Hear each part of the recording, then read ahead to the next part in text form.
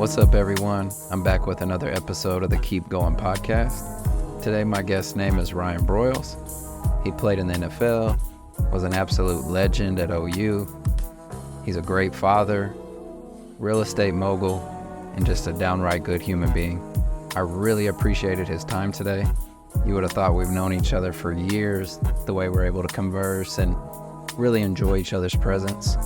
But this episode is talking about not only mindset and what it takes to improve yourself and to keep going, but also how to enjoy life, how to get better and better, and just take it easy. I really enjoyed this episode. We could have talked for hours. I hope you all enjoy it as well. As always, keep going. And we'll roll into it in a minute and just fix it. It's no worries. Yeah. But I'm just big on that. On the just taking it slow. Because like I said, when I first started, it was just heavy on the work. Then I flipped it, and then I found a balance. Yeah. And for a second, I almost think I got it confused with like being stagnant. Where I was like, am I doing something wrong? And it was like, no, you're just not surviving. Yeah. You're like, sure. what do I do? It's a marathon, man. It really is. And you feel like you got to win it all today, especially when it's new.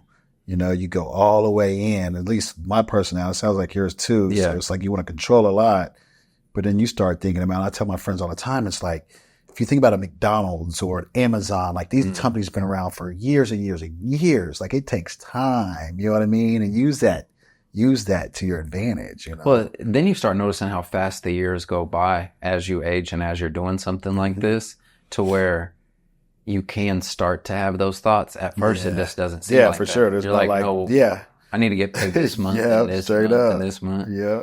How'd you dive into real estate? You always were like that, or? Man, I bought my first house in 2012. So when you talk about time is flying, man, I look back, I say 2012 and I'm like, that was so long ago. Yeah. You know, I mean, a whole different life. But yeah, I had, a friend of mine, I guess I call it, she was a teacher. So literally the last day in high school as a senior, I've been walking those halls for 4 years, and she came up to me, and obviously she knew I played ball, and she was like, hey, Ryan, like, do you want a job this summer? Because she knew I wasn't well off or not. And so I'm like, yeah, I'll take a job. And so worked at the YMCA with special needs kids. So literally a month later, we started the summertime, and we're going on field trips. And she was intentional without me even knowing. She'd be like, hey, we drive to like the bowling alley, but we'll go down a neighborhood. And she'd be like, hey, my dad owns that house. And, you know, my dad did that strip center just over like the summer. So she's like planting these seeds while I'm like young in college, right? Because you went to Norman High, yeah. And OU. And then OU. Okay, so every summer I worked with her. And then, you know, I started balling, and she was like, I think this was like my junior year. She was like, Ryan, like, if you keep doing this, you can be like my dad. And so she kind of planted these seeds without me knowing they were being planted. And so once I got drafted, I was like, boom, this was kind of it. So I knew I was going to invest in real estate since I've had that wherewithal. And then the stock market too. So I dabbled in both of those the first couple years. And that's 2012? 2012, 2013. I dabbled in both. So I bought my first house. It was a friend of mine. His name was TJ Hamilton. He was a walk-on at OU. His mom flipped houses. Okay. In Tulsa, Oklahoma. And she found a sheriff's sale house, put some money in it, and I doubled my money in like 3 months didn't even show up, right? I was playing ball. I was like, hey, that's what they're saying. Like yeah. And and obviously I used somebody helped me. Right. So now I'm big about like having a mentor and, you know, things like that. And so that thing worked out. And then I bought a couple more in the off season, and then I had money in the stock market, and I would check that thing every day, man. It was not healthy, dude. It was not healthy. And I was like, you know what? I'm not doing it. I remember like literally vividly, like I'm going on vacation. This is going into my second year. Me and my wife before kids were like flying. I don't even know where. It's like maybe Costa Rica or something. And told my wife, I was like, you know what? Like, I've been seeing these real estate deals. Like, I think I'm going to go all in, but I got to get some money from the stock market. So I hit up my financial advisor, and I'm sitting on the plane. Like, it was Southwest, but I'm in the front. I remember it. I'm like, called my guy and I said, listen, hey, I'm going to draw some money, so I can invest in real estate. And he started like, got all iffy. And I'm thinking in my mind, like, this is my money, right? Yeah. And so I wouldn't even have taken all of it out if he didn't do that. Which is a blessing now, but I took it all out. I got home from that trip. I took it all out, and all that went to the stock or into the real estate. Yeah. That's interesting though. Cause it's like, in your case, it was from someone that you're, you know, wanting advice from. But people try to put their limits on you real quick. Yeah. And he was trying to do it on the phone. That's wild. Yeah. And the thing, it was crazy. He actually gave me my platform. So like I interviewed a few different guys, my rookie year, financial advisors, and he came into Detroit and he was like one of three guys. And other guys were like, I can give you this line of credit. You know, you want some cars, you know, and I was like, I never really vibe with that. But this guy, he's out of UBS in Washington. And we fit well. We talked about budgeting, what this money can do long term. So he was like, I was like, this is like the piece of the puzzle. So I started saving money just from his advice and then flipped the script a year later when I'm trying to pull the money, which he doesn't get a commission. And that's what it came down to, right? And so I was like, man, you're supposed to be on my team. So I just pulled out and kind of went my separate ways. But he still hits me up every birthday. And I think because he knows, I think he knows that he messed up. And he was probably young in the game too. That was many years ago. So I don't hold any grudges, but like that's a part of the story, man. That's I would not be so heavy in real estate if it wasn't for that phone call. Yeah, because you're like, oh, this must be something if he's being so hesitant. Yeah. Well, one, I was like, I got to get my money out. Mm-hmm. And I'm not of the thought, you know, I've read so many financial books about getting that money flowing and working. I was like, I got to go somewhere, you know, and I knew it wasn't healthy waking up every day and looking at the stock market like, bro, that was too close to the money. So it kind of mixed with my personality too, man. I was too involved. What seeing too much. So you say like, you know, you had the consciousness to like read those books and make those decisions, but is that just because it was rough when you were growing up to where when you did get some money, you're like, no, hold up, how do I keep it? Or like how, because I think you would want to spend it. Yeah, so it wasn't like, you know, it's crazy how like if you really sit back and you think about life and all the good and the bad that happens, you know, it really tells a story about who you are today. And so, man, there were many days like as a kid, like apartment complexes, 3-4 deep in one bedroom in my house, right? Mm-hmm. We always lived in 2-bedroom apartments, right? Which I love to this day. I think about it all the time in the suburbs, and my kids have 1 or 2 friends. Whereas when I was in the apartment complex, it was 20 of us deep. You know what I mean? Yeah. So like it was a blessing. But man, there were days where like, man, like we'd wake up to cold water. We'd wake up to no water. Wake up to no electricity. So like those were kind of in my mind, but that was just normal to me at the time. Mm-hmm. And then I got into college, I was in high school and I had a landlord knock on the door. And he's like, and I'm like looking out and he's talking to my parents, and my parents are like, he's like, yo, we got to pay rent. You know what I mean? And so like some of those things subconsciously. Yeah, they stuck with me. Wow. And then, you know, I had that mentor that came into play and I'm like, man, you can invest money. And then like, once I started picking up these books. So anyway, let me just get to this point, right? So have this mentor in college, and then I get to my junior year. So obviously the beginning of life, the struggles, and even the good too, man. It was good. It made me who I am, right? Mm-hmm. Then the mentor in college, and then going into my senior year, I had a second round draft grade. Okay. So you get grades in college if you're ready to go to the NFL. You send your film in, they watch it, they'll say, okay, first, second, whatever round it is. So it gives us a decision. Do we want to go or come back? And so after my junior year, man, I led the country in receptions, touchdown yards, pretty much everything. But they still gave me a second round grade. And I was like, man, I want the first, right? Yeah. So I came back. And and I'm just ignorant to it. So the money's definitely going to be better first round. And are you like guaranteed more time? And if you're first or second round, so nothing's guaranteed in NFL. That was the thing. Now it is now. Now it is now. For the most part, if you're a first, second round guy, those things are pretty much guaranteed. Whereas back then, if you get 1 or 2, if you're first or second round, even then, the GMs and administration, they invested their time and their dollars in you. So they're going to try to see you out and see you develop. So you get at least 3 or 4 years if you're a first, second round pick. So I was blessed to be in that position. But really at that time, it wasn't just financial. I knew I was going to get paid. Even if it was $100,000, it was more than my parents probably ever had in their bank account. So I was already good, right? And then I had my girlfriend. I met my girlfriend in high school as a junior. Stayed through college and married? And now we're married with 2 kids. Yeah. Wow. So we've been together. I'm 36, met her at 16. So 20 years now. Yeah, wow. We've been married for 12. So that was partly it. So one, I didn't get the grade that I wanted to go into the NFL after my junior year. I knew if I came back to OU, I was going to get all the records. Yeah. You know, 3, we had players we can see them. Like we had guys that were like, we were capable of winning a championship. Right. And then plus I didn't have my degree and I got it. And I'm the first one in my family that has the degree.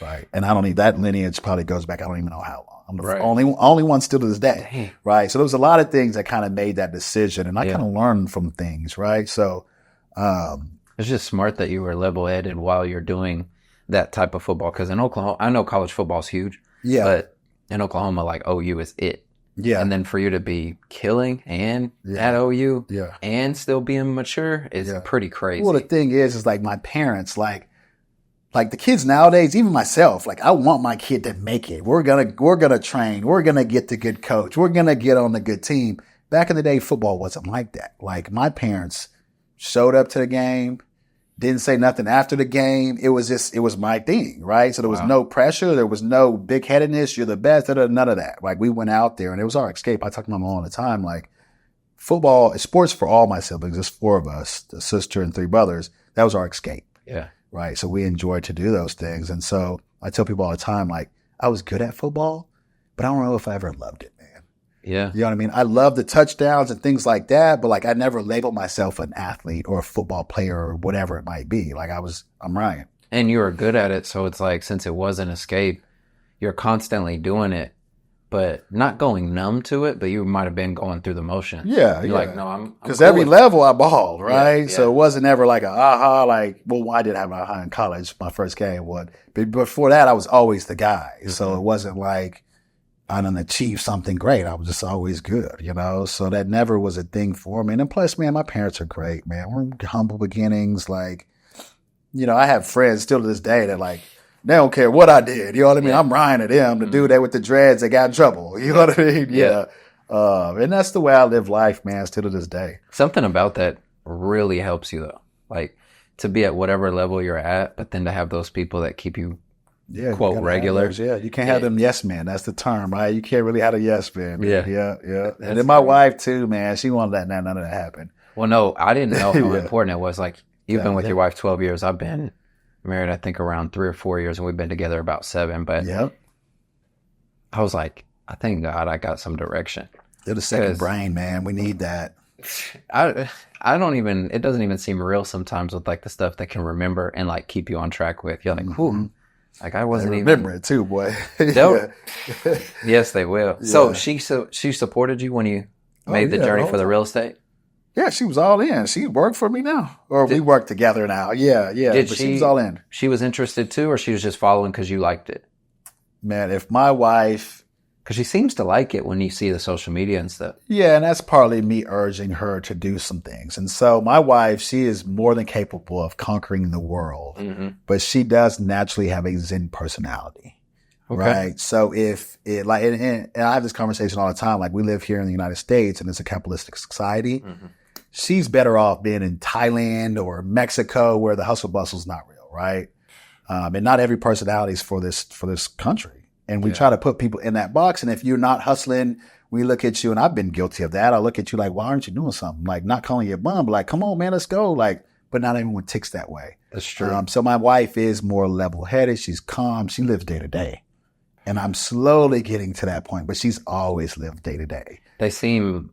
When people do that, because my wife does the same, you're like, yeah, I need to slow down at this point. Yeah. And that's why when we were talking before, I was like, no, I just really try to enjoy the day to day because it's so easy to just speed up. Yep. And then I'm like, dang, it's 9:00. Boy, you still want to hop on that computer? You're like, wow, where did today go? But then something else I've been doing recently is even when I'm driving home at the the end of the day. Yeah.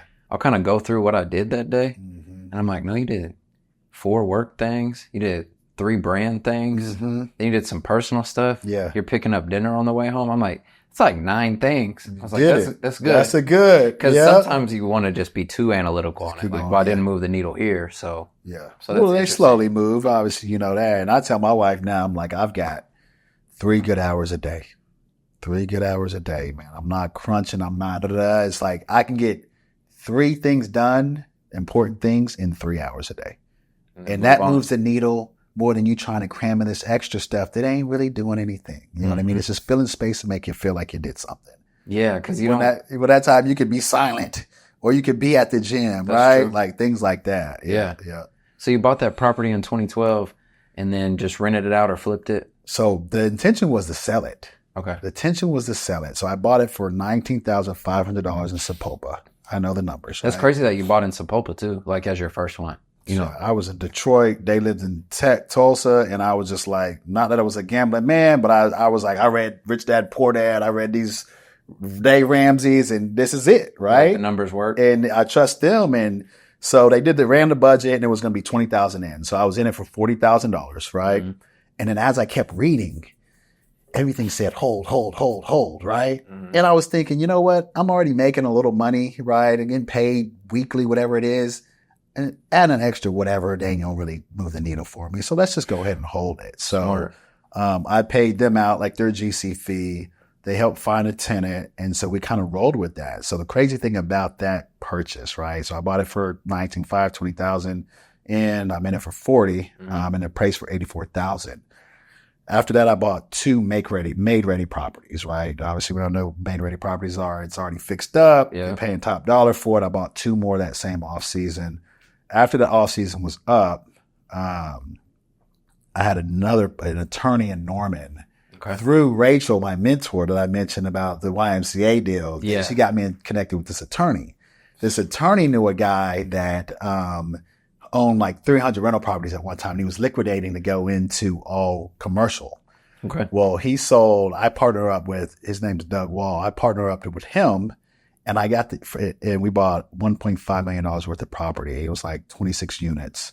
And I used that house as my down payment. Yes. That's wild. It was wild. Especially to make that connection to where you can kind of jumpstart it a little bit. It's and like, I didn't know. And I remember sitting down in the off season with the lender. I remember like it was yesterday with the lender, at Oklahoma State Bank with Doug, and we're looking at this portfolio, and they're talking about down payment, and I'm like, well, I've got this paid off house. And they're like, okay, we can make this happen. Mm. And so that's when I started learning about creative financing. Yeah. And then after that, I was like, man, well, I can add some value. And, I bought some market value properties, and that's really not the way to go. So I just kept buying after that. And then when I retired in 2016, I literally just I wouldn't say I was devastated, but football I knew it was behind me at that point. Okay. I was like, man, I had to make this decision. Am I really going to go all in on real estate? Was it a hard transition mentally or no? You were able to just. Man, I went through so many injuries, man. And like to piggyback off of what we were talking about a few minutes ago is the reason that I feel like I've done well in finances. I was a bit scared. So I don't think I even finished that story. So after my junior year, I had the second round draft pick, right? Mm-hmm. I come back the 8th game of the year, I tore my ACL. And I'm literally thinking like I'm in the training room. And that's like the worst thing to come back and hurt yourself. That's why they don't come back. So anyway, I came back, I got hurt 8 games into the year. I've got an agent. He's talking to these GMs, and they're like, listen, like this dude's already undersized. He's already not a 4.3 guy. He can go undrafted. So I'm thinking in my mind for months and months and months while I'm training for the combine and all that, like, dang, I just like blew the bag, but I was like, man, God, whatever you give me, I'm going to be a good steward. So obviously it was my childhood seeing that. Then the mentors, that situation, I was like, man, I'm not about to go broke, man. Mm-hmm. And so I got drafted, and then, the thing called the Rookie Symposium, I feel like I'm like I tell the story all the time, randomly. So I go to the Rookie Symposium. That's where all the NFL rookies go. Okay. It's at Canton, Ohio, I believe, right before your rookie season. So we go there and we learn everything, not just finances. We learn how to tie a tie, dinner etiquette, what to expect when you make money, what to expect from your family when you make money, financial advisor. It was a 3-day seminar about everything. And there was one segment that like stuck out to me. And like this financial guy was up there talking, and he put up a statistic on the screen, and it says 78% of athletes go broke within 5 years of retiring. And I was thinking back to, oh my gosh, I almost blew the bag. I got drafted. That's not going to be me. So literally that day, after that symposium was over, I went home, and then this is where my education started. I like sat on the computer and I typed in, what are rich people doing with their money? And I always have to preface as rich is relative, right? Yeah. What do rich people do with their money? And it was the stock market and real estate. So then I bought the Dave Ramsey's personal finance. I bought Rich Dad Poor Dad. I bought, I think I even learned about biggerpockets.com at that point. Yeah. And so I just started gathering this information. Then I bought that rental or that first flip. Yeah. So it's just cool that you were right on track. You're like, nah, like, cause sometimes even me, like some of my mistakes, I got burned a little before and didn't take the warning. Like, I had to like really get. We put that out. Yeah. So that's nice that you can see that, because I bet there's a bunch of those people at that rookie thing. They're like, yeah, whatever. Man, I've got teammates to this day, that ex-teammates still to this day, man. They call me every off season. what do I do after this? What do I do? I've got guys calling me that made good money that have no money. Ask for $5,500. Damn. Yeah. And I'm like, dang. You know what I mean? Yeah. They didn't. That's tough. Yeah. They didn't learn or listen or what, whatever circumstances. Like there were guys that I was drafted with that had 4 cars their rookie year. And I still drove my Trailblazer, right? That I bought with my Pell Grant from OU as a freshman, right? So like, that's not going to be me. And don't get me wrong, them guys live. Like, I tell a story all the time. Like, when I got drafted, there was a guy named Nick Burleson. He's like on CBS. He's doing all kind of stuff now. He was a veteran. He was probably 10 years in when I got there. And I came in to replace him, and he was my locker mate, right? He was right next to me. And so, they always want to like, give the young guys a hard time. And he looked at me, he was like, hey, Ryan, like literally, hey, Ryan, you got some good startup money. That's what he said. You got startup money. Whereas when I'm looking at him, I'm like, I just got paid. You know what I mean? And so when he said that, it was like a complete humbling feeling. Yeah. Right. And so we get into the football season and we get paid by the week, right? Not a lot of people understand that. We get paid 17 weeks out of the year. Bye week doesn't count, right? Okay. And so that 17 weeks, you got to let stretch, hopefully for more than just the year. But, there were times where like those guys were still old school at that point where we had ACH deposits. Just bank account. But those guys were old school, right? They were in the league for 10 or so years. So they got checks. So games on Sunday. If you win, we got victory Monday. We come in on Tuesday. Tuesday morning, the first thing you walk in, there's going to be a check in the ACH payment for that game's week in your bank account Monday. Mm-hmm. If you don't do the ACH payment, you get a check and they sit it on your seat, your locker. And so we walk in Tuesday, everyone has their check. So I remember walking in as a rookie and Nate's next to me and he's, his check was $700,000. Then I walk like down the way and Calvin Johnson was $1.1 million a game. For a week? 1 week. Yeah, 1 week, dude. And I'm like, so it was just humble, man. I was humble, dude. You know what I mean? Yeah. So especially coming from, humble beginnings to where when you saw, hundreds of thousands or whatever it was on your side, you were like, well, this is like good for a while. Yeah. And then you see 700 right next to you and that guy's giving you the game. You're like, oh, I need to listen. Yeah, 100%. And I definitely did listen. And so he was doing his little entrepreneur stuff. He was selling things. And so I did like a 401 or 501(c)(3). I did a little foundation. So I was kind of following him without really following him.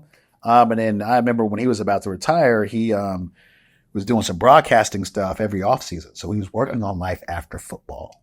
So then when I'm off season, I'm working on life after football, right? So I'm learning from these guys that are 5, 8 years older than me. It's so important. And I'm just like, those mentors are real. You know what I mean? Like they've already been there, done it. I tell my little boys all the time today, I'm like, listen, whatever you're doing now, we've already done. Your mom and dad's already done. The way that you're going to set yourself up is learning from us, right? It's as simple as that. Wow. And you've got a small window. I talk to my wife all the time. You've got a small window. Probably, I don't know the actual age, but like if you start having babies and running credit cards up and making bad decisions before 25, it's going to be very hard for you, right? So you got to learn. Even at 18, 19, 20, you got to learn. 25 is critical. It's critical. Yeah, for sure, man. Yep. So I tell my boys all the time, just learn from us. I've been there. We've been there. Just learn. That's how you're going to get ahead. 9 and 4. And they're pretty receptive of it because you speak to them like that, I guess. We will see. Yeah, you would think so. But yeah, they definitely see our day to day and how we live and things like that. But yeah, we wouldn't be here where we are if we didn't learn from someone. You know what I mean? You can only bump your head so many times, before like you're behind an 8 ball, you're pressed and things like that, So you retired in 2016? Yeah.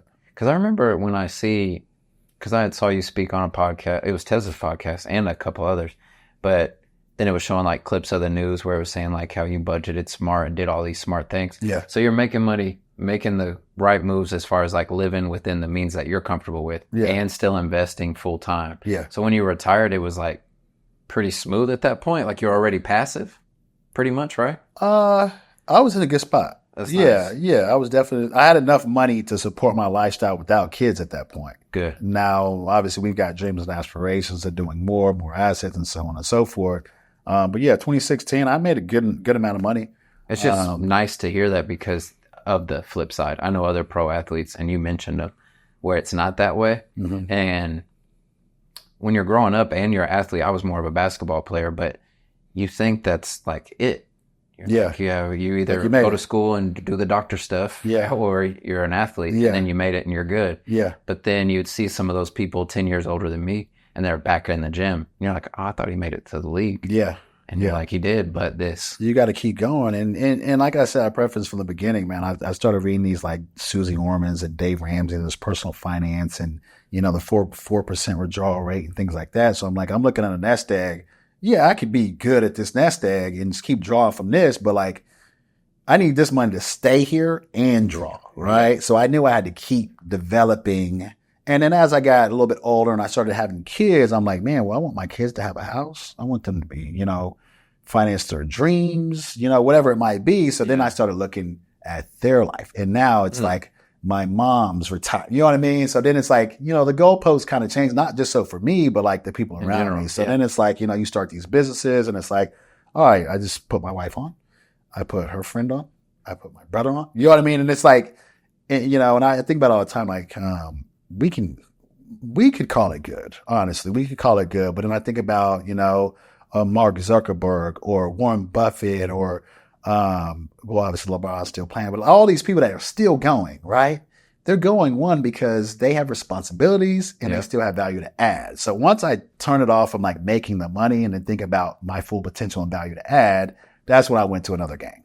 Okay. You know what I mean? So it's less about the money now. Now it's about the legacy and moving the needle forward. And obviously once you start buying real estate, you know, the houses, they depreciate over time, not just to the CPA, but the roofs get old, lumber gets old, everything gets old, it gets outdated. So you got to start moving money around.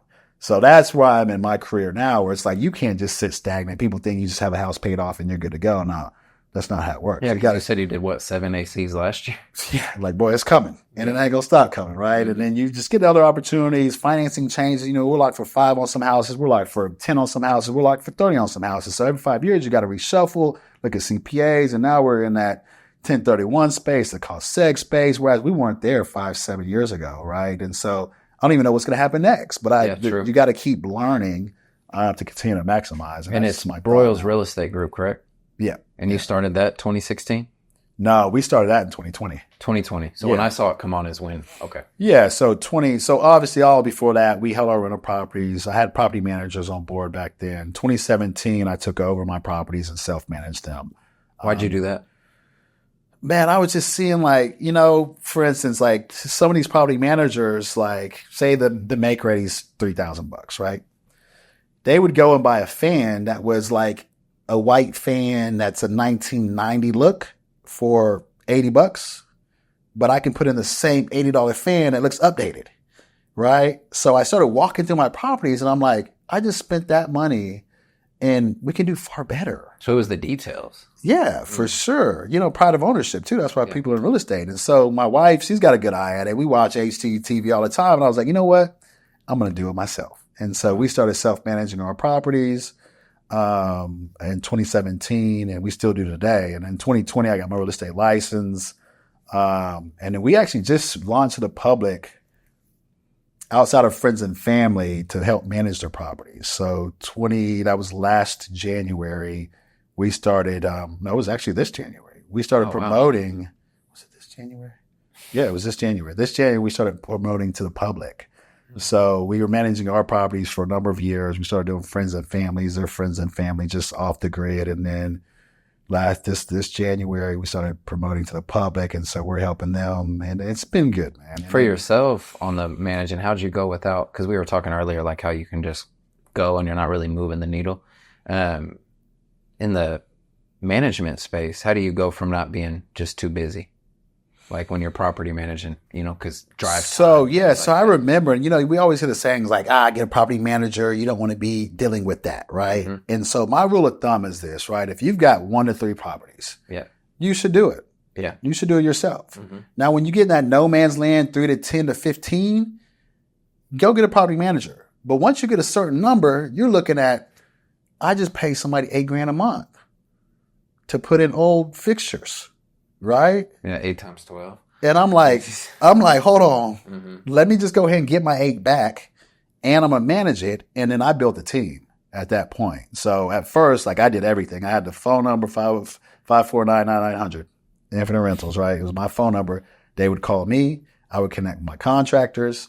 I would do everything. I would show the property.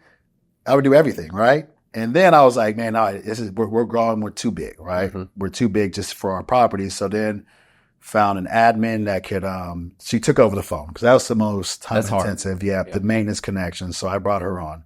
Then we started the real estate company for sales, and then had a bookkeeper. And so it kind of just grew from there. So I started delegating. And a lot of people say that like it will take away from your time. And I'm a goer, man. I go. So, and that was before, took away from your time, most of it was before kids. So I had my first kid in 2015, right? He didn't start talking until 2016. He wasn't really living until about 2018, to be honest with you. So I was still in those stages where like I had a lot of time to do those things. Yeah. And that's how I made money, right? I protected my assets. Whereas like, that's my 9 to 5. Whereas some people might have the 9 to 5, they can't do this too. So I get that as well, but I built it all on real estate. And then like your team, now that it's grown, has it gotten a lot more automated for you to where you are able to grow even more? Because you said you only do 3 hours a day.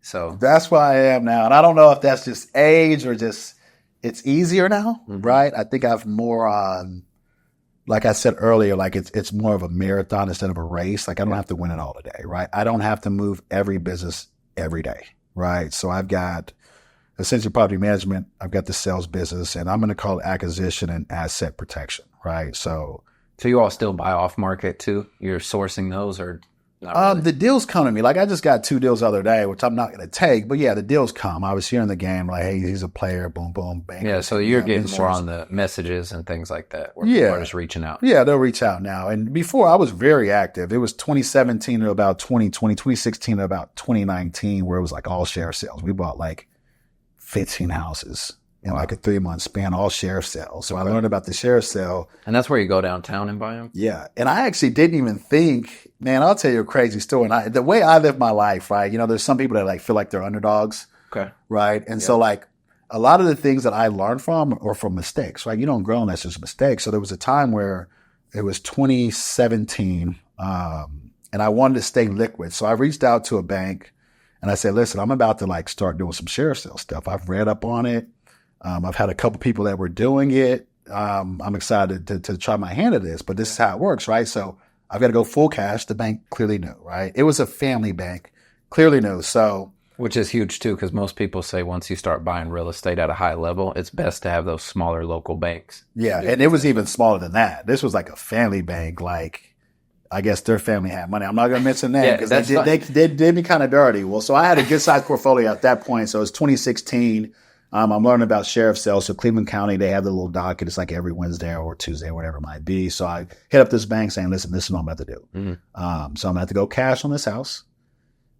I'm going to need your help funding the project, right? Yeah. So anyway, I go buy it cash.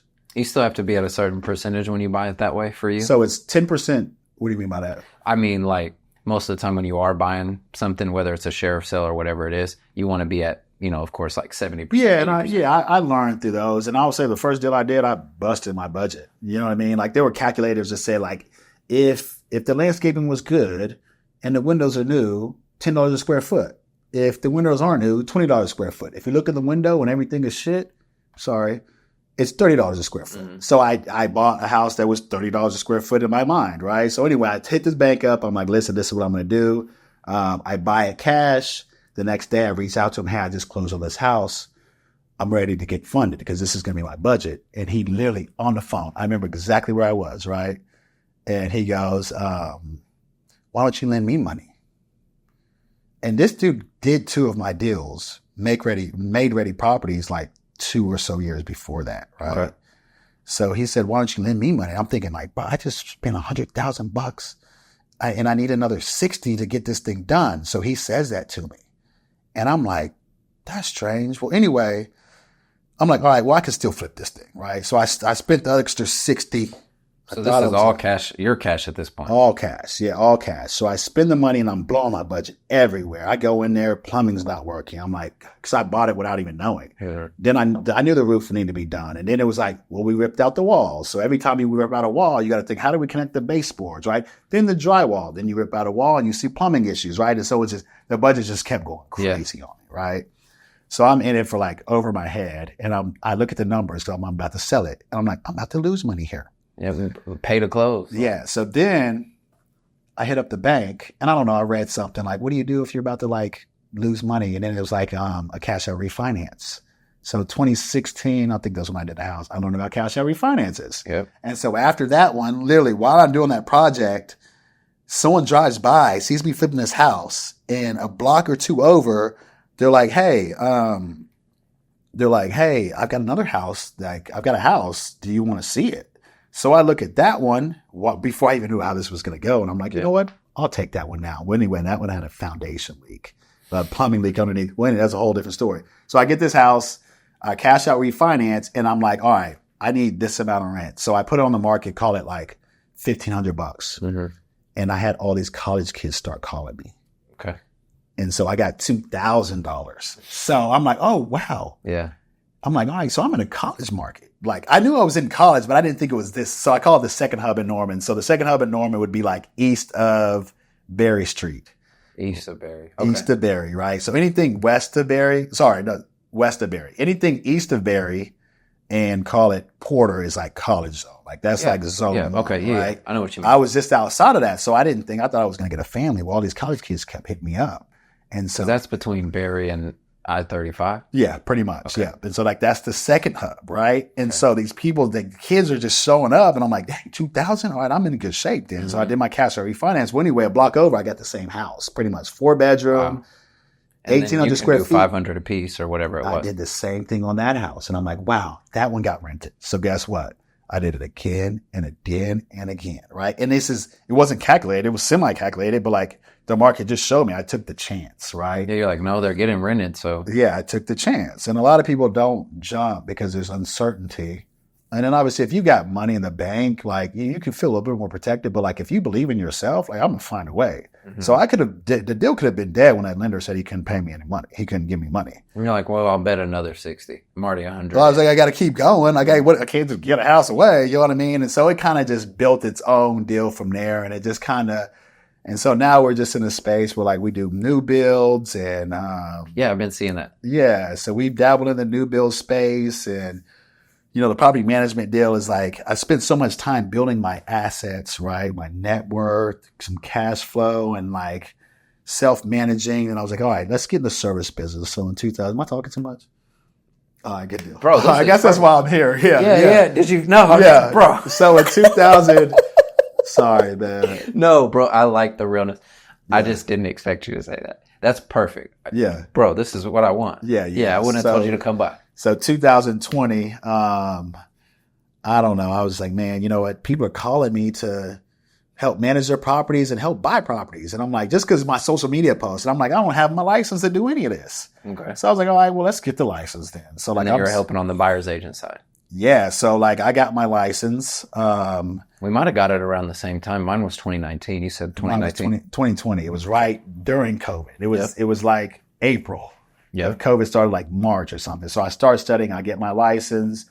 And then obviously the world was like in a weird place where it's like, can you even sell? Can you go in? And then they deemed us like, what, not accessible. What was the term? Where like we could do real estate. We could still work. We could still work. Yeah. So like literally, before that, I started interviewing different brokers. I found one in Oklahoma City. I get my license, and literally a week later, my broker's like, hey, I've got somebody wanting to buy in Norman, right? And so that person's been a 3-time client of mine over the last 4 years. So anyway, like right off the bat, I got my license, or I got that deal. And then I'm like, man, I'm in the sales business now, right? So now I gotta I've been naturally marketing, just sharing my story on social media, not even thinking of marketing, being personable. I've got contacts. This is fun. Social media fun. Well, anyway, I get my license and I'm starting to push this out, and like people are just calling me. Yeah, and I'm like, Mary Beth, my wife, you got to get your license, right? So we did that, and it kind of grew from there. And I'm like, all right, so I've got this bucket, the assets, the properties, got the sell side. Okay, now where are we going from here? Yeah. Right? So people are still calling for property management. So let's start the property management side, right? Okay. So, and the thing is everything that I do, I've done it, right? From the ground up. I've been the buyer's agent, right? I've seen inspections for the properties that I bought. It makes it better for you when you're just more knowledgeable. And when you're training somebody on it. They're like, yep, okay, yep, those are all the details I need. Do this, and this. Exactly. And then when I got into property management side, and I started hiring people, the person on the phone, I've got my tips here and there where it's like, hey, when you put a place a tenant in, this is your script that you tell them so they keep the place in good shape, right? When you take over a property now, when you're managing for some person that already has a tenant in place, this is the script that we're going to use so we can set the tone. So I've done all those things.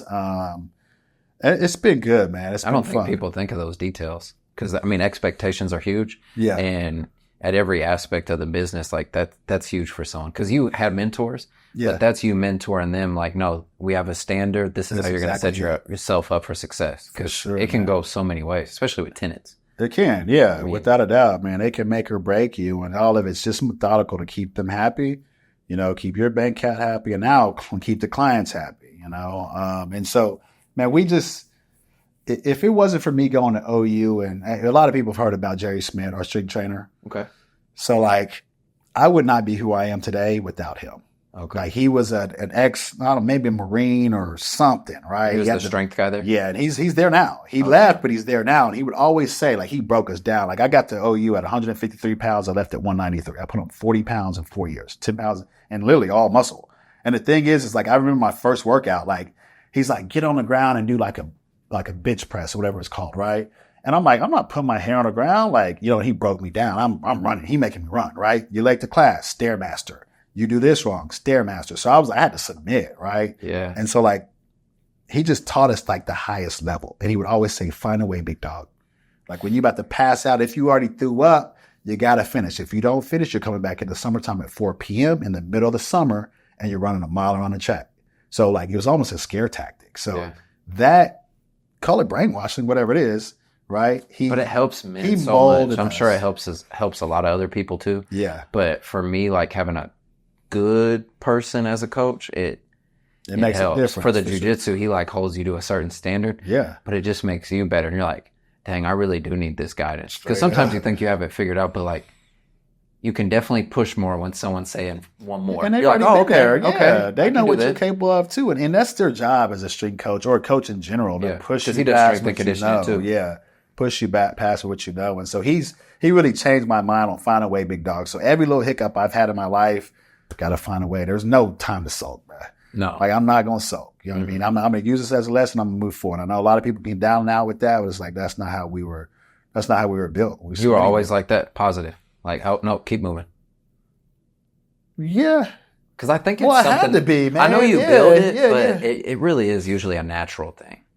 Yeah. Well, it can't be this bad. Well, I would say this. It's funny because my sister, she hates it. She's done well for herself, but she hates it about me because she'll be like, Ryan, you've got ADHD. You don't even remember some of the bad things. So, and that's that really my problem. That's really a trait for ADHD. You kind of just keep moving forward, right? You can suppress a lot of things. And so maybe that's why I've been, call it successful because I'm not, the bad ain't even sticking really. Well, yeah, you just can't get We got to keep going. Yeah, for sure. And so, that's just always been my mentality. And we're going to go hard, man. I always tell the story, there were days where, we'd be in the workout room, right? And I'd be lifting with linebackers and safeties, whereas I shouldn't be. Mm-hmm. But the thing is every day I showed up for that hour and a half, I'm going to give it my all. Even if it was going to break me down, I knew in 2 or 3 years I was about to be the guy because of that work I did. Mm-hmm. And there were guys that would skip reps. They look over and see what a coach is. I'm not going to push this next one. And then guess what happens on game day? So I'm not leaving any stone unturned to this day. And that really is. And so I saw success in that on the football field. And now I'm the same way. I don't care if it's the little thing, right? I'm not going to leave it up to chance. Even when I do my make readies or my builds, I'm going to do a little bit better than what a normal person would do. I might spend a little bit extra, but I don't want the thought of my house sitting vacant because I didn't change the light fixture to what's updated. I'm not going to do that. Not shortcut. I'm not. No, I'm not. Yeah. No, because you don't feel good either. I remember times in practice because, bro, I feel like I was in one of the craziest shapes of my life, junior high, because we had 5 a.m. suicides every day for 3 years. Yeah. But there were times I would not touch the line, and you remember. Well, you cheat and yourself. no one else cares. Yeah. And then you'll think about it, and you're like, no, that can't happen again. Because you just yourself, man. You just live with it, and then it helps you keep going. Because I was talking to someone the other day. I was actually a guest on someone's podcast, and I was like, as you mature, you put more rules on yourself in a good way, just more standards. Yeah, like for things sure. that you don't allow, whether it's mental or what you eat or how you act or whatever. It's like, oh, this is what, in my case, what becoming a man is. You're like, oh, no, I've got standards. For now. sure. Yeah. And when you're growing up and trying to hustle, like, especially when you're first trying to make money, like, I remember before I got into real estate, it was like 20 grand a year on a good year. Mm-hmm. And I was like, okay, well, my mom made 30, so I think I'm all right. Yeah, facts. I'm close, I think. I think this is good. Yeah. But then to transition and to go something like better is just crazy to see it compound after time, because you get complacent with that and you're like, no, let me keep going to this. And then it starts paying off. Well, that foundation kind of you just build that foundation, and you kind of, all right, it's time for the next step, right? I can do this kind of in my sleep. Yeah. With the next one. And you got to get to the next one. You got to push yourself. You got to get into the unknown spaces, right? Yeah. Just like when we're working out, we're beating our body up. We're sore. Without that sore, there's no level up. Right. Right. Without the hurt, there's no level up. And you notice it too when you take a break from like the working outside. Mm-hmm. You're like, oh, I did miss being sore. Yeah. And then at first when you do it, it sucks. But then when you're doing it every day, like I told you, we've been going hard on the 6 a.m. jiu-jitsu. I'm like, and usually we'd always go in the afternoon, but now we've been doing the morning. It's more mental, so I'm trying to stay dedicated to it. Yeah. But I'm feeling better. Yep. I bet that day's much better too, boy. Yeah. I feel like I am getting more done without sacrificing too much on the stamina. Yeah. Like I'm not too fatigued. Yeah. Because when I first... That's always a thought too. Yeah. Like I got to have some energy throughout the day now. Yeah. Well, like I used to try it every once in a while. We've been doing it a little over 3 years. Yeah. But when I first started going, and I would do like the random morning session, because my wife would go a lot in the morning. Yeah. But anytime I would go, they would be like, yeah, isn't your day so much better? I'm like, no, because I did this at 6 a.m. and I just wrestled, and now I'm like tired the rest of the day. I'll just come at 6 p.m. because I can't stay focused on real estate while I'm tired. Yeah. And then it's literally recent, like this summer, we went to a 6 p.m. class, and I was like, oh, it's 100 degrees in here?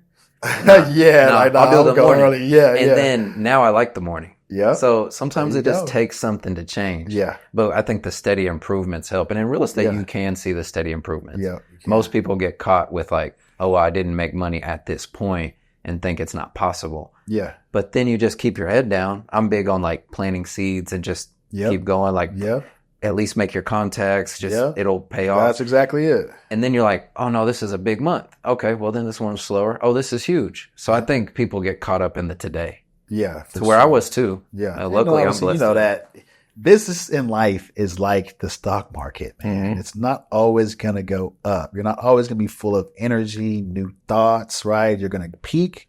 You're going to come down, reassess, peak, come down. Same way in this world, in this industry, right? Even as an entrepreneur, right? We talked about it earlier. You're gonna have energy some days, some months, some days you hit a lull, and that's why it's the long game. You know, you look at over the year, 2, 3, 5 year span. All right, I'm different than I was 5 years ago. Bro, I just started looking at that stuff. It sounds crazy. I'm 32 this year. Yeah. I feel like honestly now I'm at a point where I can look at a 5-year term. There you go. Before that, like I couldn't even look back 3 months because I was just like trying to stay afloat. Yeah. And I'm like 5 years ago, like it does not even matter. Yeah. But now you can look and you're like, no, you did X amount transactions here, but then you got better here. So it's nice to see that improvement to where when you're initially in the race, it's hard to look at any of those details for me at least. Yeah. Like I couldn't celebrate the wins or even look back and like see improvement because I'm like, no, how was this month? Yeah. How was this month? Yeah. But on a flip side, it kept you locked in with the ADHD, like you're saying, where it's like, last month's gone, last month's gone, last month's gone. For sure. But I think real estate will teach you that marathon for sure. Yeah. But when you hit a point where you're like peaking and it's going back down, what do you do to recharge?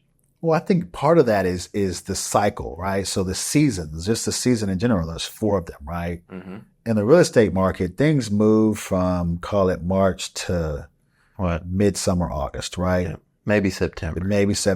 And then, people start hitting the holidays, and then, we naturally shut it down, right? So I kind of go with that natural flow. So phone rings, it slows down. Okay, I get that. So after you do it for a number of years, okay, this is my natural flow.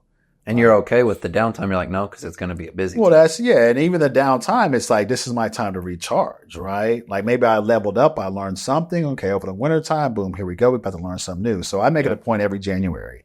I go back to my personal financial books, my real estate books, basic stuff from 2012 that I read. Every January, I go back to that. Wow. But every year as I've gotten older, I didn't think 5 years ago about really building a team. Now I think about, I'm reading leadership books, right? It's less about the nuts and bolts, how to vet a make ready, or how to vet a flip, and how to figure out what I'm going to make. And like, it's not the X's and O's anymore, right? It's like, that's kind of, I can do that in my sleep. Yeah. I can look at a deal right now in 5 minutes. I'll tell you if it's working, right? Yeah. Whereas before, like, I'm spreadsheeting it out.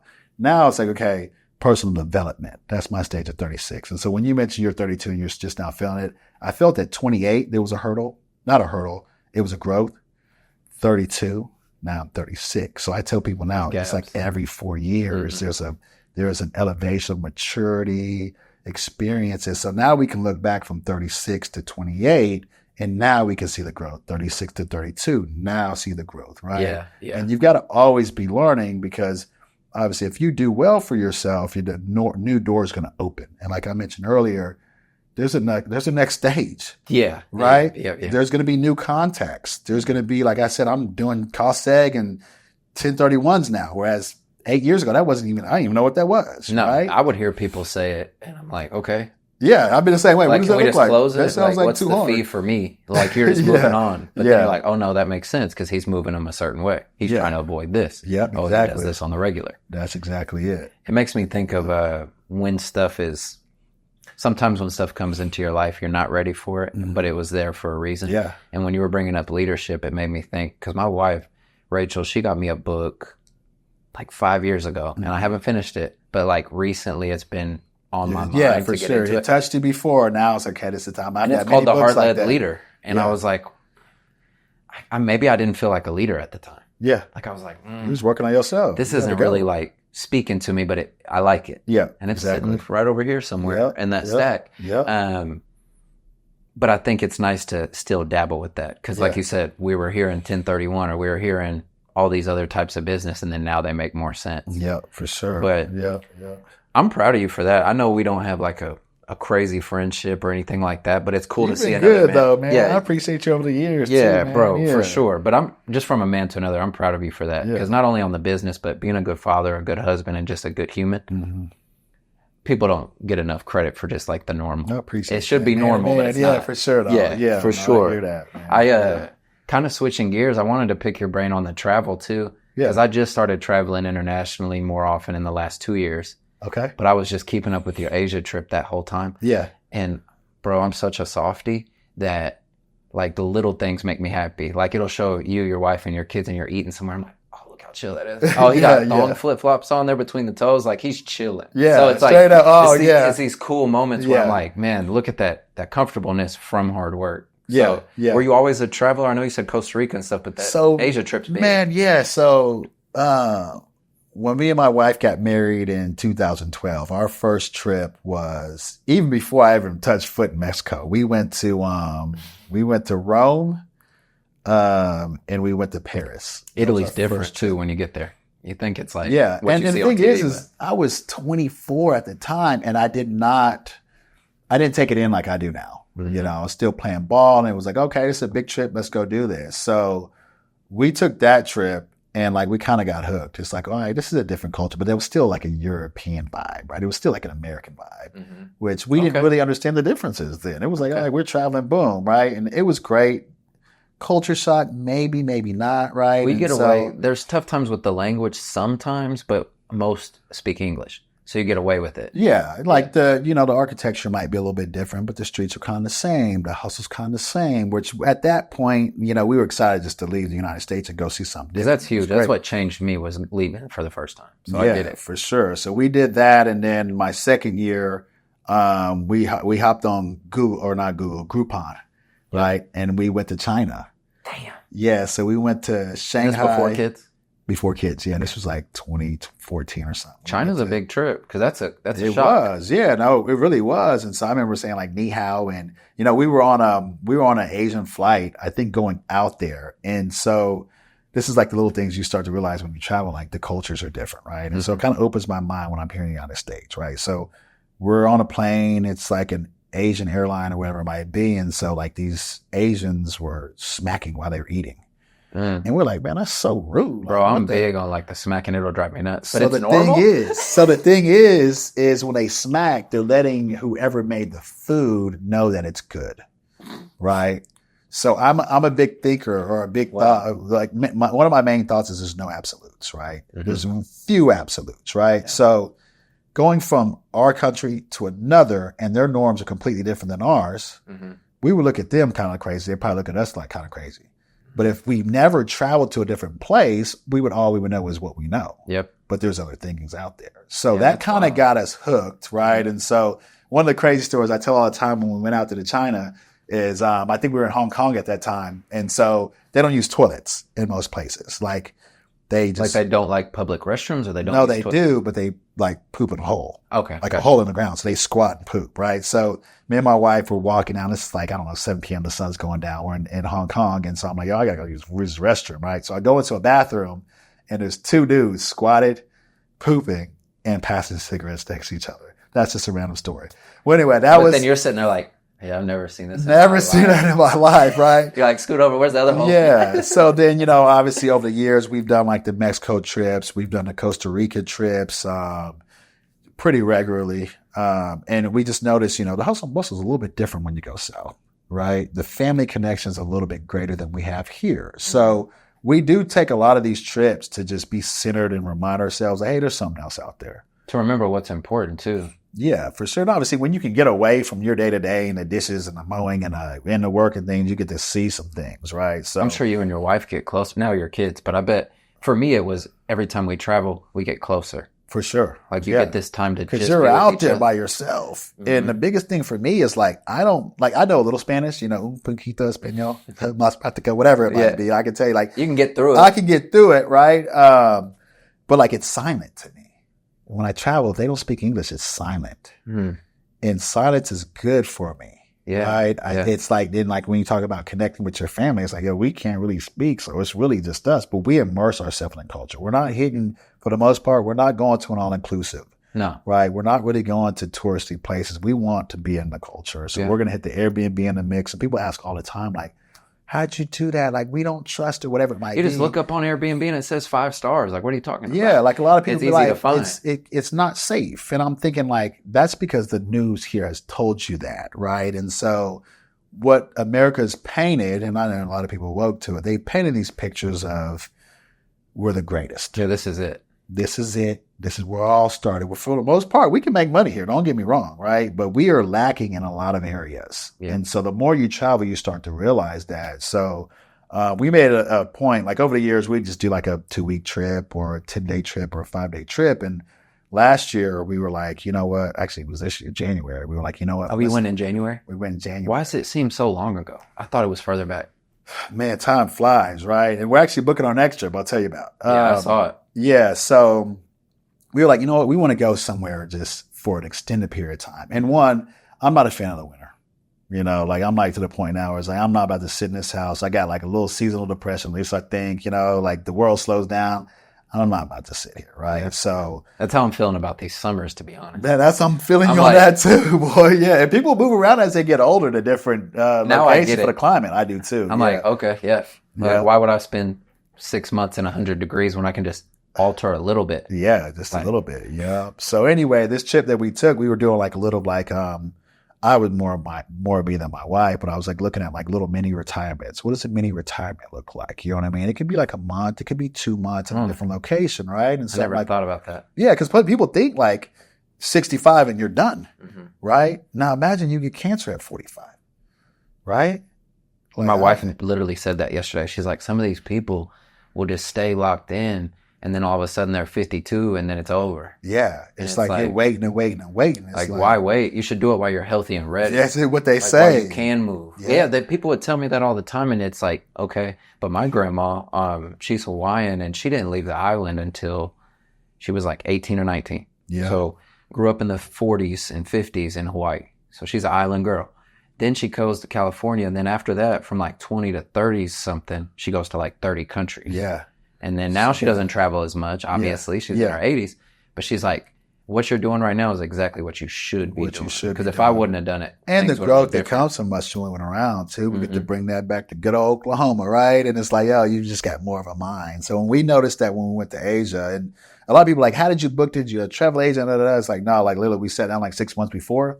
And we started just doing this little light itinerary. And so we have the kiddos, right? And so we're like, all right, we went on a 2-month trip out there. We said, we're going to book a month in advance. We're going to book a month in advance. And if they can make it, then we're going to continue to extend that. Because that's going to be hard on kids. Yeah, for sure. There was a moment where my oldest, he was ready for his grandma and his Xbox. He's like, man, like. You know what I mean? Like, he's like, we on the plane again, you know?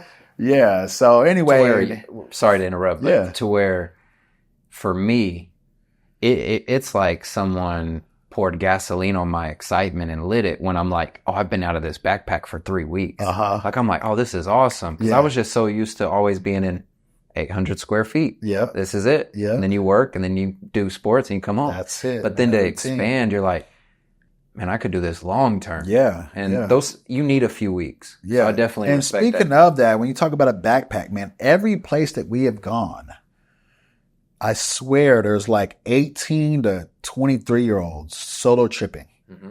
And I'm thinking in my mind, nobody in America solo trips. No one. No one even takes call it between high school to college. We've been just sold this bag of goods of, you get your degree and then you get in the workforce. Whereas for some countries, I think we talked to somebody that was from like, couldn't even tell you the country, Norway, something, right? Where like as they're getting to high school, they're like taught to like, you're taking your 4 years in high school, then you're taking a year gap year. No one's looking down on it. And they say it all the time, gap year.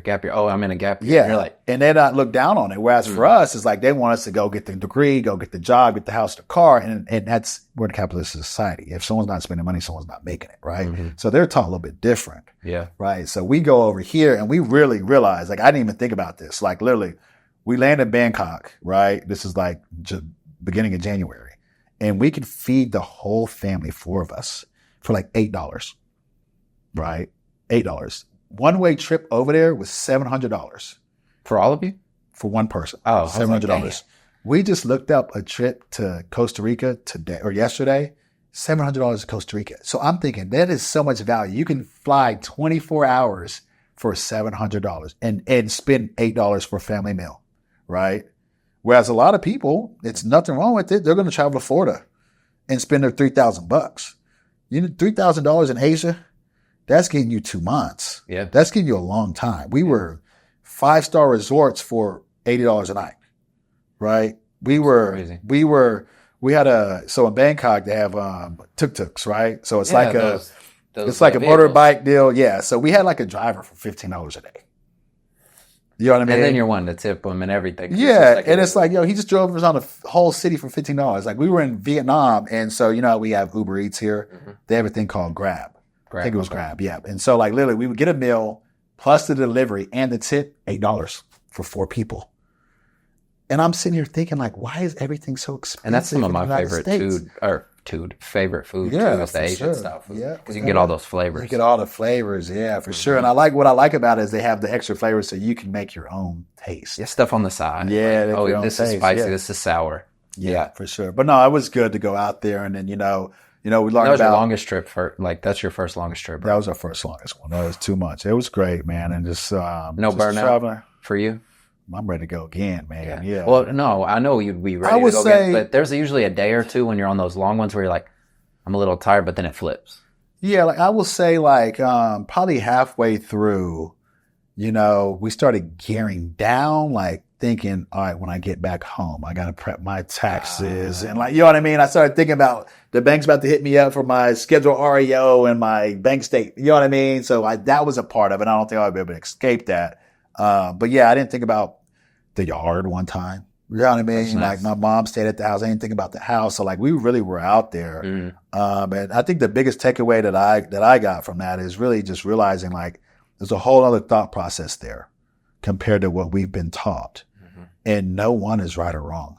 Yeah. You know what I mean? So that kind of opened my mind to it. So now when I'm back home, Whereas before, like I mentioned earlier, it's like, why aren't you hustling? Why aren't you doing this? I really don't have that thought anymore. You know what I mean? Because if that person was born over there, he'd be flourishing. You know what I mean? Like, so it's like to each their own. And it's more of a Zen play. So speaking of Bangkok and really Thailand in general, like literally every street corner was like a temple. And every time, a local would walk by a temple, they would stop, bow, hands together, and they'd pray, like a little pray, 5-10 seconds, and then move on. And then if they see another one, they do the same thing. So we kept getting this Zen feel. And I'm thinking, why are these people, why are they moving this way? You know what I mean? They're moving like more centered, they're more in tune. And so I put the connection together. Every time they bow their head was like a meditation and like a prayer. Yep. Whereas for us here, we've got the Bible. Most time people don't pray unless they need something or if they're at church. These people prayed every time they saw a temple. It so they boosts that gratitude. Without a doubt. And so then I'm looking up like how things are. So here in America, it's individual based. There's community based, right? And so you start to see these differences. I was even looking up how to purchase homes. Yep. Outside of America with these 5% down and maybe Canada, 5% down, 0% down, 10% down. Some parts of the country, no financing. Some part of the countries, 50% financing, right? And so people aren't living above their means in a lot of different places. Okay. So I'm back home and I'm like, listen, I'm downsizing this, I'm paying this off. And so I'm like, I'm not living by the social norms here in America, just so the next man can get fed. Bro, it's refreshing to hear you say this because we went to the UK, Italy, and Netherlands like 2 years ago now, and it was our first time. Yeah. She literally met someone gaming and was like, hey, let's go to Manchester. And I was like, all right. And then she's like, well, let's go other places too. Yeah. So we just go. Yeah. Never been anywhere like that. And then we come back and we literally started doing that. Like, of course, you're always going to make money. But on some of my unnecessary stuff, I was like, I'm going to just pay that off. I'm going to just pay that off. I'm going to just cut that out. Yeah. And you're like, oh, you can refine it. You were saying rich is relative. Yeah. You can refine it to where all that money you're making is actually moving you forward instead of just recycling. Exactly. To where you're like, oh, my bank account's here. Oh, empty. Recycle. Back to work. And then when you're over there and you realize that, I think it really helps your mental, like you said, when you're back, because it doesn't have to be that serious. It doesn't. And last week, and I go through ups and downs because it picks up, but last week, I think I got 4 or 5 off-market deals wrapped up from sellers. From the wholesalers, there's no emotion because it's just like, hey, what's the price? Thanks, bro. For sure. Appreciate you. Yeah. On the seller, you got to develop. Yeah. I was like, dang, how do you get 4, 5, 6 in a week?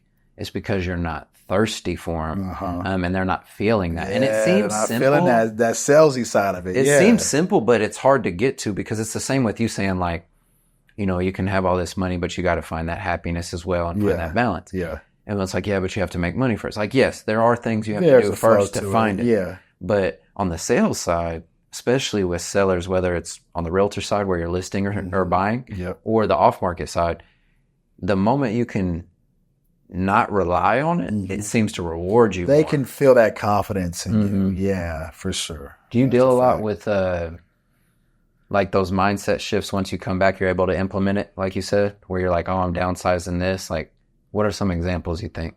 Yeah, so one would be the house, man. We found this house that we love to death, man, right there on campus in Norman. And it was like, it's one of a kind. That's cool. It's a great property. And we were giddy one night in 2020, right? And we're laying down and this house just kept sitting and sitting. And we're like, you know what?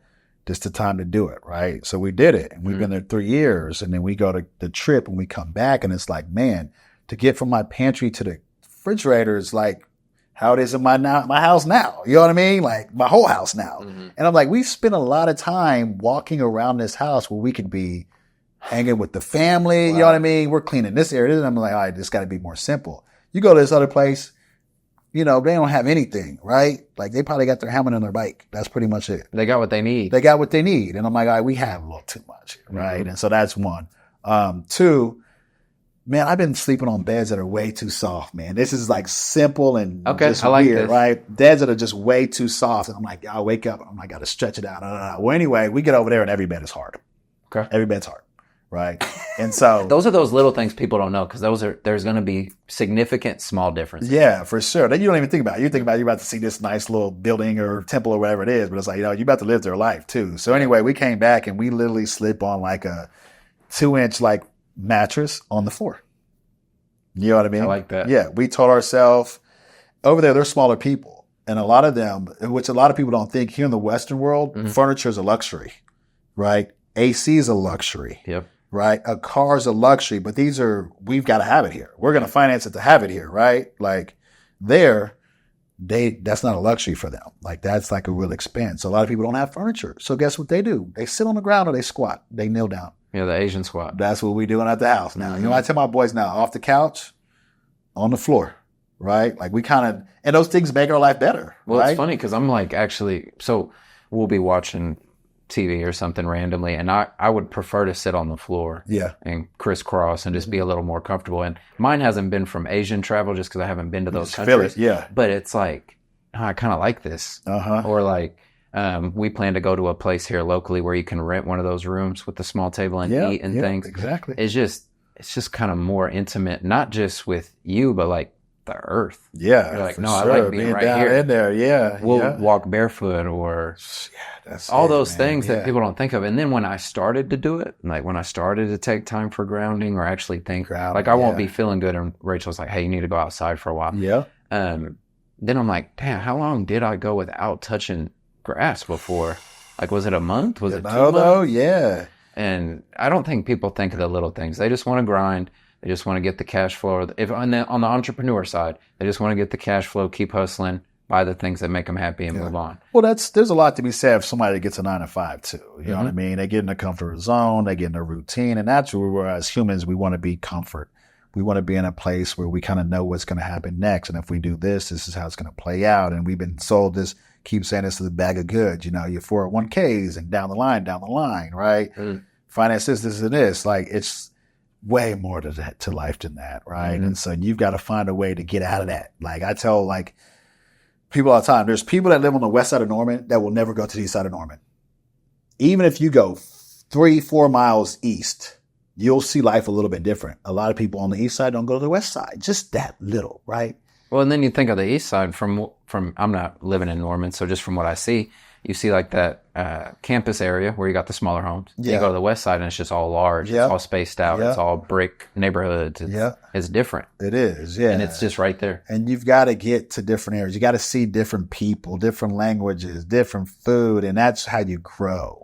There's no growth in doing the mundane over and over and over, right? Were they good to you out there when you were in the Asian country? Great, man. They was just a bet. We're going back. You know what I mean? No, it's really that good. And America's good too. There's a lot of great people here in the United States. Don't get me wrong. There's neighbors. Like even on the way over here, my phone died. It's like version 12, iPhone 12. And like literally I need to get a new one. Well, anyway, I pull up to a store over here. Like my phone died. My phone is not going to charge in my car. And I popped in the store like, hey, can you show me where this address is, right? He's like, hey, go to da-da-da-da-do. Then I get close, right?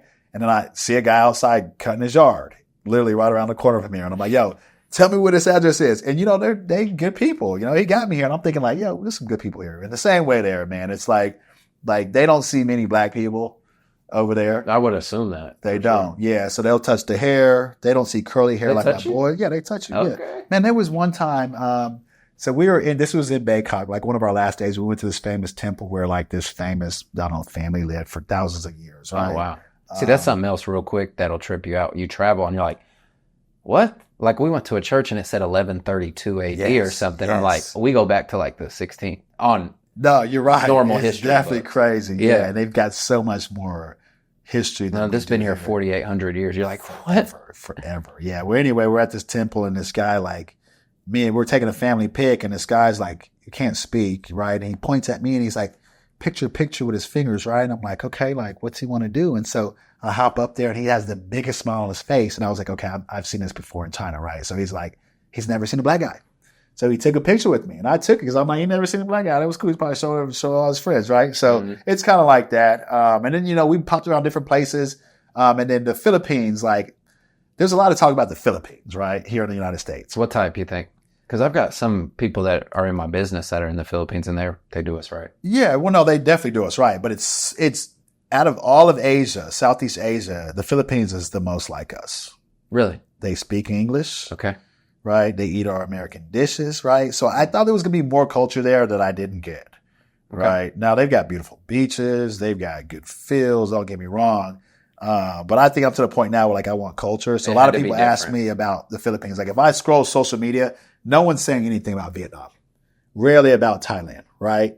It's going to be the Philippines, the beaches, right? Mm-hmm. And so we're seeing that because we're kind of like them, right? And so anyway, I think that was a part of the trip where I was like, I could not come back to this place. But it's circled on a lot of Americans' lists, right? Yeah. So when I tell people now, hit these other places, right, if you want some culture. Yeah. Well, no, that's cool to think because you also have to be aware. So, like, we'll travel and you're in a place and you're like, no, I really like this. And then you're somewhere and you're like, I like this, but this is good.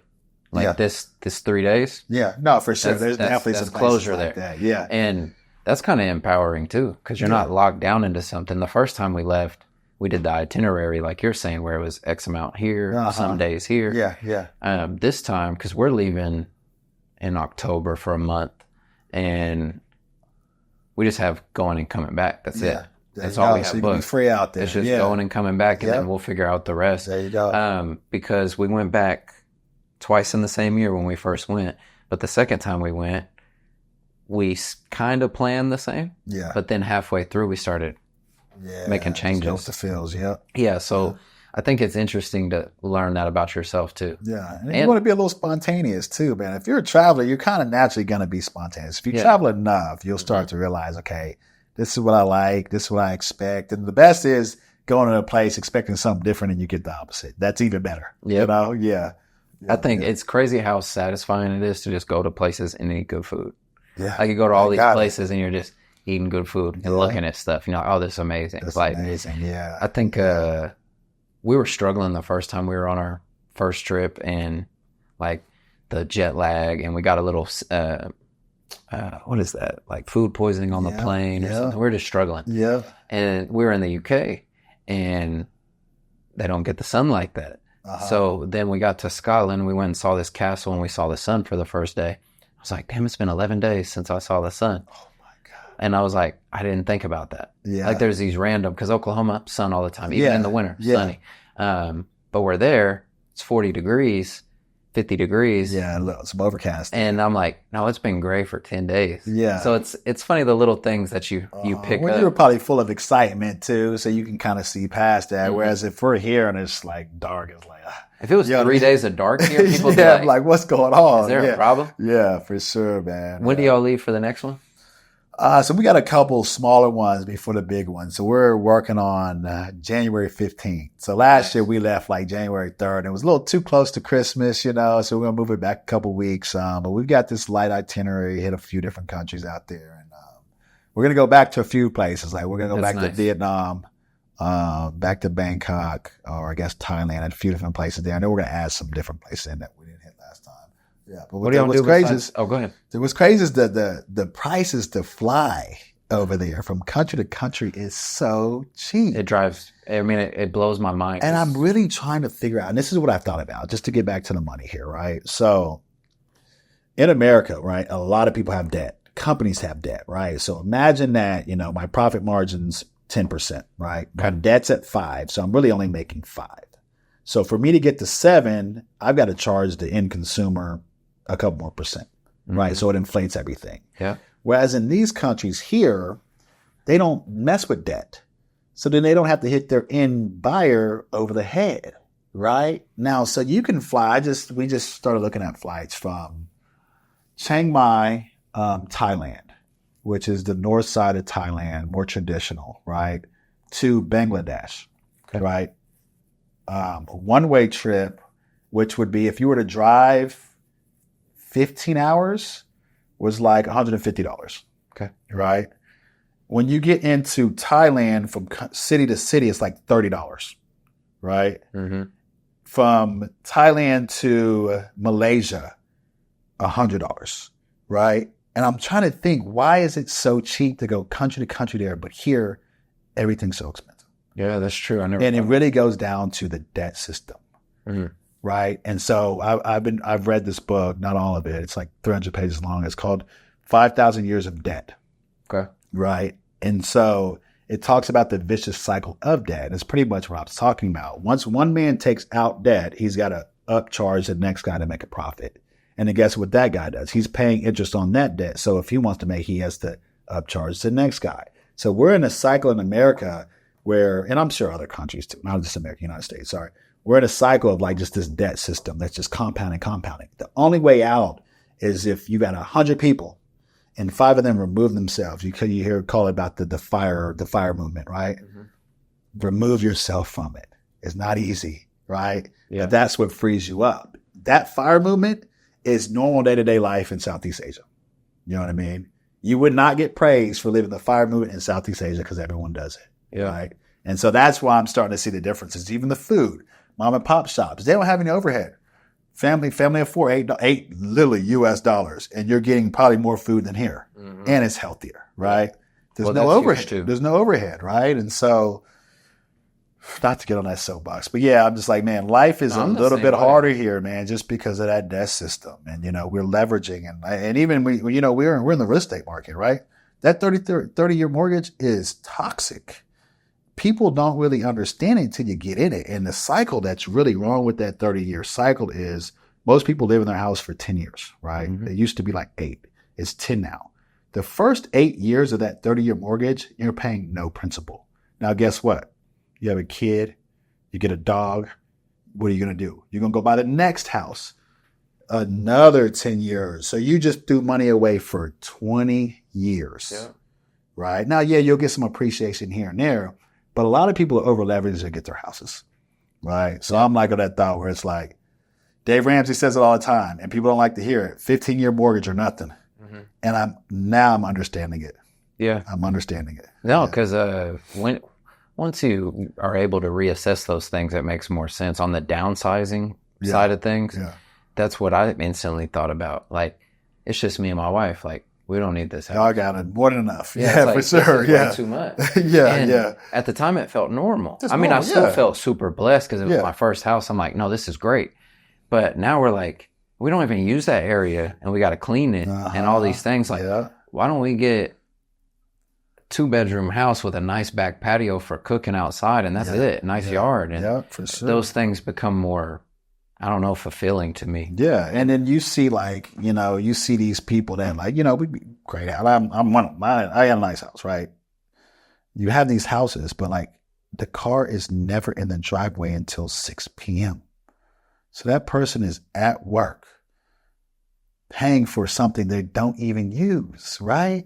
It's kind of mind blowing. Mm-hmm. But I'm sure a lot of people wake up to it at some point, Mm-hmm. I think since we're in this space, we probably see it. And plus, when you travel, I swear, the growth would not be here for me without the travel. Me either. Understanding that there's a different lifestyle out there, right? And those people are just as good as we are mentally. I'm like, man, these people, we went to a restaurant in a small town outside of Manchester.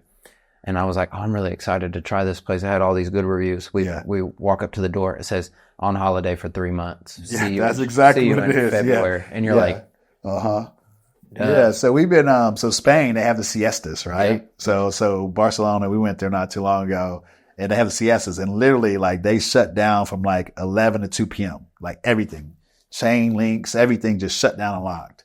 Then they open up really when they want to show back up, but they go hard all night. Like they don't eat dinner until like 10 p.m. That's what I saw. I was listening to a David Beckham podcast and he talked about being in Spain. Yeah. And he said that they wouldn't start eating until 10 and then it'd be 3-4 hours or 5 hours or something crazy. It is. Yeah. And so what they do is I think it's changed because I was out there, I was doing do some type of research about finances, how the industry is working. It was very family oriented. So that 3-hour siesta was to like relax and it's more of a balanced lifestyle. Whereas, some people don't even take lunches here, right? And they made it a point, hey, you've got your 3 hours. We're out of here. It's okay. Everyone's on that same cycle, right? Whereas here, if you feel like you're taking a lunch break, that next man's going to go eat. But they're collectively thinking the same thing. We're going to shut it down together, right? And then we're going to open up together. So I did appreciate that thought. But they are changing, though. They're getting more. They're that 3 hour about to be 2. and then that 2 going to be 1. Because there was a lot of articles that I read that they kind of started changing that up to get ahead, right? And obviously with inflation and things like that, things got to change. What do you think of Spain? I haven't been yet, but we plan to go. Man, if I had to pick out of all the places I've been, if I wanted like literally like move away, Barcelona would probably be like one of the top picks. Really? Yeah. What I liked about it was very walkable, but a big city. Yep. It was a friendly place. There was a lot of parks there. I did like the siesta feel, right? Where everything's shut down. Like, let me just breathe, bro. Like, we about to take a nap. Like, literally, they're taking a nap, right? Yeah. That's how our bodies need that, right? Well, in America, like, when people take naps, you're like, oh, you take naps too? You get to take a lunch and a nap? That. Like, I need that. Yeah. So I like that. And then Hanoi, which is on the north side of Vietnam. Like, if I were to pick 2 places where it was like, I'm about to do this, outside of Mexico area, because it's closer, convenient, like, those 2 would be the place I would go. That's awesome. Yeah. There's good culture and the food's good and it's just a lot, but I haven't seen enough of the world though, man. Yeah, to make that decision. I got to see more. We always talk and we're like, okay, we need to go to the places we like because you're going to a couple places you like. Yeah. But it's like, okay, we also got to get out the comfort every time. Yeah, you got to. Like, it's okay to do the regular, but it's not that regular. It's just new to us. You go to a place once or twice, you're like, oh, I know it now. Yeah, well, it's stimulating. So just like someone learning Spanish or doing something new for the first time, like piano lessons or something, it opens a new space in your brain. So your brain really grows from spontaneity and newness, right? So whenever you stop learning or reading or traveling, your brain's just stuck. Right? Yeah, and that's why you get the couch and the Netflix. Yeah, for sure. And that becomes normal. And then you're like, and then you wake up and do the same thing over and over again. Whereas when you start to do those things, I'm like, all right, I want to learn Spanish now. I'm about to do dance class. My boys in karate. You know what I mean? We homeschool. We about to just try some different stuff because it feels good, right? The brain it needs newness, right? It needs new stimulation. So I think that travel kind of opens that mindset up. You're rubbing shoulders with different people, different lifestyles. Like, all right, it's something different.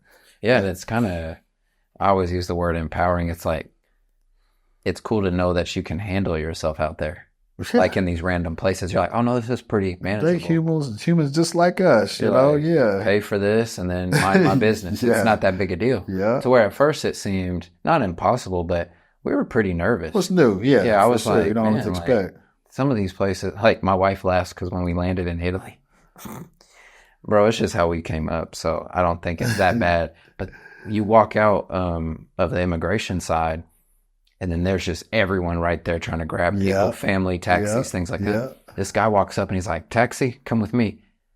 And I just instantly went on guard where I was like, what do you mean come with you? Yeah. And my wife's like, shut up, come on, he's trying to help us. Yeah. And then he walked down some stairs to go to the parking garage and it was like pitch black in the staircase. And I was like, nah. Yeah. And she was like, you're tripping. Yeah. And then we walked down, it's fine. He treated us right. He took and I was like, I need to relax because we went to another country and they were just walking a lot closer. And in America, you eye contact and you're not really that close. Yeah. But these people were close and she's like, stop like looking at everybody. I'm like, I need to shake it. Though. I need to shake it. Yeah. And then I got more comfortable and it started making more sense. But it was funny because we landed in Italy. He said that and I just instantly was like, nah. Yeah, like somebody. Why are you going to come grab me? Yeah. No, but then it was normal. And she laughed because I had to get cash out or euros out for the taxi. And bro, you don't want to show up to places at night anyway. You don't, man. Because it's just different. And you see it like, why am I here? And then you wake up the next day and it's so beautiful. I do that every time. We flew in late just because the plane got delayed.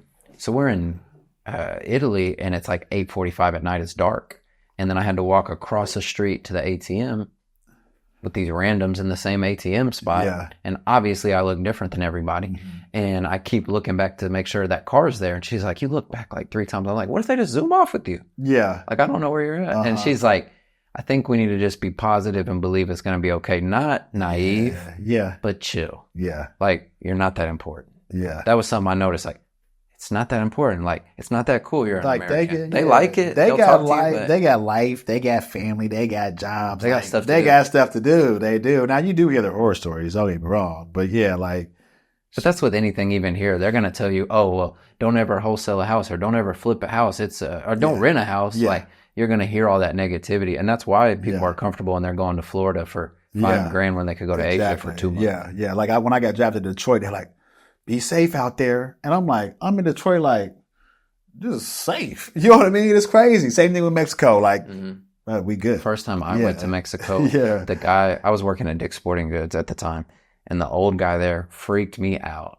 Yeah. Like, he was an old military guy, Yeah. and he just wanted to tell me the worst. He said, no, I went down there once. We had to investigate someone getting beheaded and all this. And I'm like, bro, I'm going to Cancun. Like, I think it's normal. Like, he had me freaked out. And then it's like, it's not that serious. Yeah. I bet you got some push. Well, you're grown, but even my mom was like, are you sure you're going to be gone a month? Well, it's always that. It's always the negative first, but it's just because they don't know, right? Like, obviously, if you don't know something, you kind of like protect yourself. And that's really their projection. Like, I don't judge them for it. It's just, that's a natural, like, let me stay alive. You know what I mean? Like, I saw something different on TV. Let me stay alive, right? Yeah. Until they get out there and they start to realize, like, man, just if you go to the wrong place in OKC at the wrong time, ain't no different than the wrong place in, you know, any of those countries. Manchester, whatever it might be, right? Just be smart and then, you know, conduct yourself the right way. Well, man, I'm curious too. Since you are an athlete, I know you stay in shape. Like, what are some hobbies you got now, though? I'm a golfer, man. That's what you like? I'm a golfer, yeah. How long you been golfing? So this is my 4th year, like, consistently. So you're good now. Like, I'm not saying good because it's a levels, but man, you can play well. Yeah, like, so they say, like, if you can, like, shoot in the 80s, you're, like, top, like, 5% in the world. Like, I'm 8. I'm, like, I've shot in the 70s before, and that's, like, about 1%. There's rarely a time. 1%? Wow. Yeah, like, it's crazy. But the game is hard, though. No, it is hard. Don't get me wrong. Yeah, so now, like, I'm to the point where, like, it's statistics, like, 28 putts to 32 putts. Like, that's what I'm thinking. That's half your strokes are putting, right? So, like, I'm, like, breaking it down like that, right? My driver, that's 16, 15 holes a game. Like, you know what I mean? Yeah. I got to get that thing in the fairway. Like, it wasn't that way first year where, like, but no, I golf with, like, 2 ex-pros every week at Jimmy Austin and two good friends now through golf. And so we have a heck of a time out there. I've only done, I think, 4 rounds of golf. But in those 4 rounds, I've got exceptionally better. Yeah, like, because you gotta swing it. Because you take it a little more serious. Like, I was like, all right, the first 2, unbearable. The third one, better. The last one I did, I was like, no, I'm only going to go back as far as I feel comfortable. That's it. You start figuring it out. So instead of like trying to whack it, I'm like, life, I'm only going to, I'm only going a little bit. And I'm like, oh, yeah, it worked. So it's interesting. About being consistent. You know what I mean? So there's a lot of benefits to golf and even starting kids early on in golf, which, you know, when I grew up, like if you were golfing, it would be like, what the? But like it does teach you a lot about life. And I know there's been some videos that have gone around social media where it's like, man, like you've got 18 holes, man. You've got 18. And after one done, you got to start over fresh. Right? There's going to be highs and there's going to be lows, right? There's going to be good, there's going to be bad, but you got to finish the game, right? And then plus, like, it is long. Yeah, 3.5, 4 hours, it is.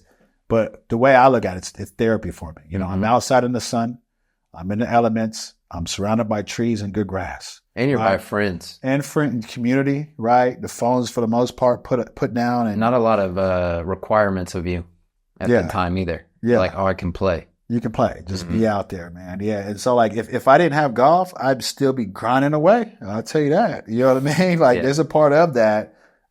So I've definitely found a happy place in golf, man, as of late. And then, you know, the gym, man, that's. So you weight train too? Yeah. I'm always in the gym, man. Okay. I don't feel right. Not physically or the way I look. It's just mentally. I got to get that sweat. You know, it gives you a little endorphins. It gives you some confidence. You know what I mean? Get that testosterone pumping a little bit. It's like, all right, we can attack it. Yeah. Because some people, like, even in their 30s, they say they're struggling with, like, testosterone and stuff. I was like, no, I'm ready to go. Like, I'm guessing the type of business we're in, but also that worrying about yourself, that self-care, it really helps boost those things. Yeah. Like, so like, you know, cortisol or even just like stress hormones, like you do lose testosterone if you're stressed out, right? Naturally, as you get older, I think you peak around 25 with the testosterone. You can kind of maintain it, but you naturally lose it. But there was a study that just came out about building muscle. They had a placebo 80-year-old that didn't work out, and they had an 80-year-old that did work out with supplements. And the 80-year-old gained like 10% of muscle in like 3 months at 80 years old. So for anyone to say that you can't gain muscle, that's an excuse, right? Yeah. And so you got to challenge the body And I don't want a gut, man. I will never have a gut. You know, like you start carrying that around, high cholesterol, your lifespan's not going to be as long. And I feel like every day getting better and better. Like I'm trying to live it with your kiddos and all that, you know? Yeah, because you not only want to play with the kids, but you want to be an example too. Like, sure. I'm 55 and I look like this. It's a healthy lifestyle. I mean, I always take it back to my dad because he's such a good dude, but he was in like amazing shape at 21, 22, 23, 24. Like that range, like I'm naturally slim, but he was like buff and slim. Yeah. Like he had big guns and things like that. The definition. Now he's got a huge gut and I'm like, bro, stop moving, man. You're only in your 50s and like and when we do stuff, because we hunt a lot, we play golf, all these things, he does just fine. Yeah. I'm like, bro, that stomach is huge. You got to go. Like, how do you do that? How do you live like that? And he's just cool with it. I think it's that it grows a little bit at a time. That's what it is. Then all of a sudden it's boom. And then it's like normal, you know? Yeah. You got that is true. Gut check. Why? Suck that thing in. Yeah.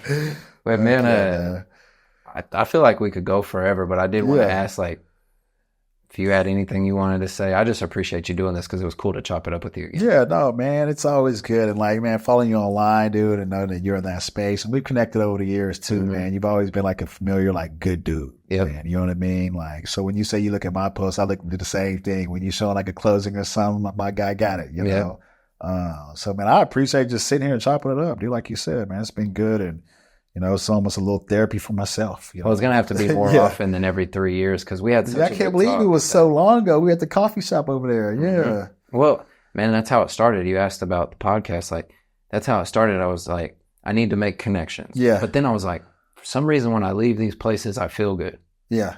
And for sure, man. And and when you get that crash course with someone, like now we've talked 2 hours or whatever it is.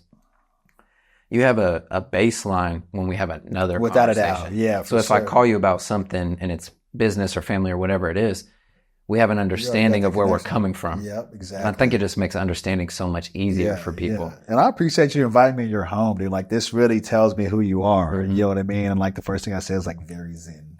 And I've always seen that in you, but like it really makes sense now. Man. Thank you. You know what I mean? Thank you. Yeah, dude. So no, I wanted to do that because one, I just have always been more tight-knit until I got into the real estate space. I got more network heavy. Yeah. But then when the podcast was starting, I was like, of course I'm going to have to meet people other places. Yeah. It's like, but when I can, I think I need to let my guard down and then it makes it more authentic for me too. Like this would be completely different if we're at a coffee shop. Yep. You know what I mean? Like I feel like I'm at home in here, man. You got this incense going, man. You got the little pics on the wall. Like, the family pics. Yeah. Yep. It means a lot, man. Yeah, man. It really does. So thank you, bro. Heck yeah, man. Appreciate you. Yes, sir. We're out. Keep going.